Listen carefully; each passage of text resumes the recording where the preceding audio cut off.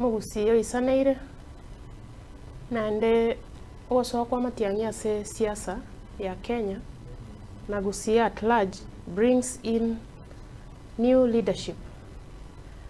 And also ekero tokurigereria track record ya Mheshimiwa Matiang'i, it speaks for itself. Yeah. Ligereria keralengese Ministry of IT. Yes. What he did. Agacha Ministry of Lands. He made a very serious impact there.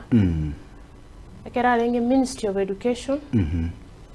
Na kolete bintu via gogetia ba Kenya, more especially doing away with the cheating and all that. No streamline yebo machoka si skuru. Igolende Matiang'i is not a new person in this game. Yes. We have all been expecting Komorora will come out as a politician. Yes, igale technocrat, lakini his entry to politics is bringing new dynamics, whereby people are looking at fresh blood. Era alete changes chirichigo chirakonya ba Kenya, more especially ekero kuligereria regime in place right now. Yes.